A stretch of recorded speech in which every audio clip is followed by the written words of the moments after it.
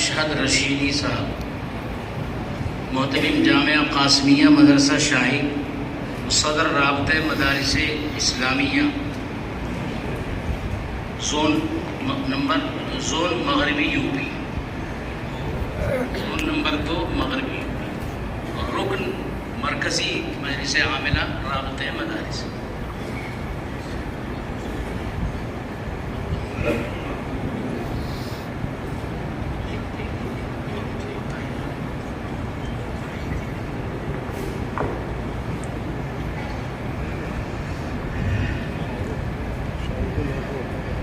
بسم اللہ الرحمن الرحیم، الحمد للہ رب العالمین، والصلاة والسلام علی سیدنا محمد وعلى آلہ وصحبہ اجمعین، اما بعد، اعوذ باللہ من الشیطان الرجیم، بسم اللہ الرحمن الرحیم، یؤتی الحکمة من یشاء ومن يؤت الحكمة فقد أوتي خيرا كثيرا، صدق اللہ مولانا العظیم۔ دوستوں اور ساتھیوں، مدارس کے ذمہ داران سروے سے گھبرانے اور ہماری پیشانیوں پر لکیریں پڑنے کی ضرورت نہیں ہے۔ آؤ ہم اور آپ مل کر بآواز بلند یہ بات کہیں کہ ایک مرتبہ نہیں 100 مرتبہ سروے کرو، انشاءاللہ ہم ہر مرتبہ کھڑے اتریں گے۔ ہم نے قانون کی پاسداری کی ہے اور انشاءاللہ آئندہ بھی کریں گے۔ لیکن عزیز ساتھیوں، آج دارالعلوم کے اکابر اور ہمارے اور آپ کے اساتذہ متفکر ہیں اور ہمیں جمع کیا ہے۔ چند باتیں جو ضروری ہے وہ میں آپ کے سامنے پیش کرنا چاہتا ہوں۔ جب تک ہم اپنی پشت کو مضبوط نہیں کریں گے، ہم آگے بڑھنے میں کامیاب نہیں ہوں گے۔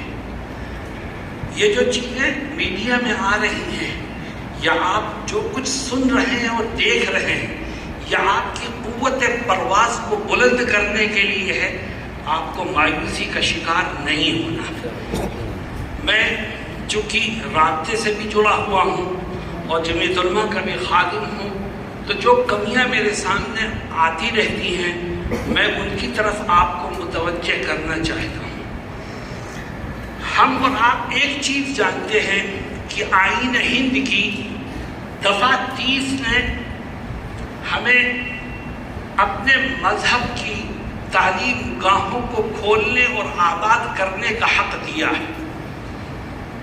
یہ حقیقت ہے، لیکن اس کے ساتھ ساتھ ایک دوسری چیز ہے جو ہم بھول جاتے ہیں۔ جہاں ایک طرف آئین کی دفعہ 30 نے ہمیں مذہبی اداروں کو قائم کرنے کا حق دیا ہے، وہیں دوسری طرف ہمیں اس بات کا بھی خیال رکھنا ہے کہ اس کا مطلب یہ نہیں ہے کہ ہم دیگر قانونی اور اصولی ضابطوں سے بالکل آزاد ہو کر کام کرنے کا حق رکھتے ہیں۔ ہمیں مدرسے کھولنے کا حق ہے، ہمیں مذہبی اداروں کو کھولنے کا حق ہے، مذہبی تعلیم دینے اور سکھانے کا حق ہے، لیکن جو دیگر قوانین ہیں ان کو سامنے رکھ کر کے ہم کام کرنے کے پابند ہیں، ورنہ یاد رکھیے ہم اپنے مقصد میں کامیاب نہیں ہو سکتے۔ مثلا آپ نے مدرسہ کھولا، آپ کو حق ہے مدرسہ کھولنے کا، لیکن جس زمین پر مدرسہ کھولا گیا ہے اس زمین کی کیا قانونی حیثیت ہے؟ جب تک ہم اس چیز کو مضبوط نہیں کریں گے، ہم مدرسوں کو بچانے میں کامیاب نہیں ہوں گے۔ ہم سے سوال ہوتا ہے کہ زمین جس پر آپ نے مدرسہ قائم کیا ہے وہ خریدی بھی ہے، یا کسی نے وصیت کی ہے، یا کسی نے ہبہ کی ہے، یا آپ کرائے پر ہیں؟ ہمارے لیے ضروری ہے کہ ہم قانونی طور پر اپنے کاغذات کو مکمل کریں تاکہ اعتراض کرنے والوں کے منہ کو بند کیا جا سکے۔ اسی طرح سے مدرسہ کھولنے کا حق ہمیں ہے، مذہبی تعلیم گاہوں کو آباد کرنے اور ان کو چلانے کا اختیار ہے، لیکن قانون کے دائرے میں رہ کر کے ہمیں اس کو کسی سرکاری محکمے سے جوڑنا ہے، سوسائٹی ایکٹ میں رجسٹریشن کرایا جائے یا ٹرسٹ کے ماتحت چلایا جائے، ہم بالکل آزاد ہو کے چلائیں گے تو پھر ہم قانون کے شکنجے میں پھنسیں گے اور پریشانیاں اور دشواریاں سامنے آئیں گی۔ ہمارے بہت سے ساتھی ہیں جو مدرسوں کا رجسٹریشن کراتے ہیں لیکن رجسٹریشن کو رینیول نہیں کراتے۔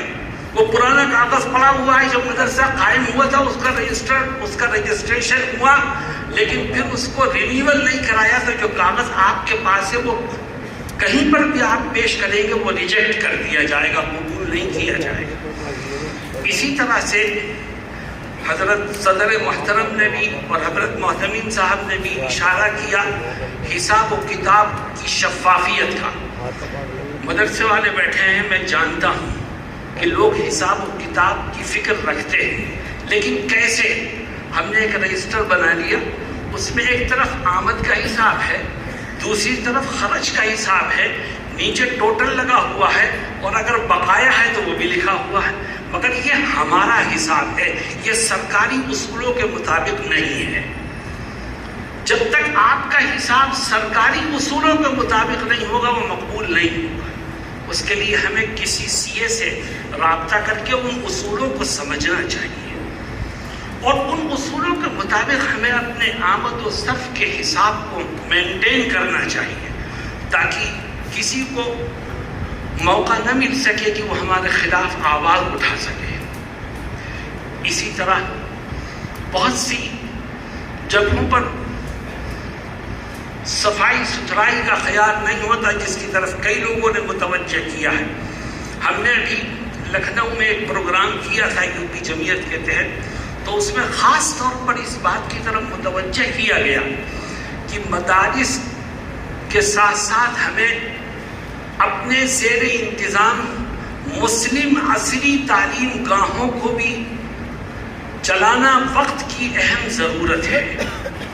اگر خدا نہ خواستہ آپ کے پاس عصری تعلیم گاہوں کے لیے کوئی نصاب نہیں ہے یا آپ کے سامنے اس کی کوئی شکل نہیں ہے اور آپ نے اس کی طرف توجہ نہیں دی تو اس کا نقصان ہمیں مستقبل میں اٹھانا پڑ سکتا ہے۔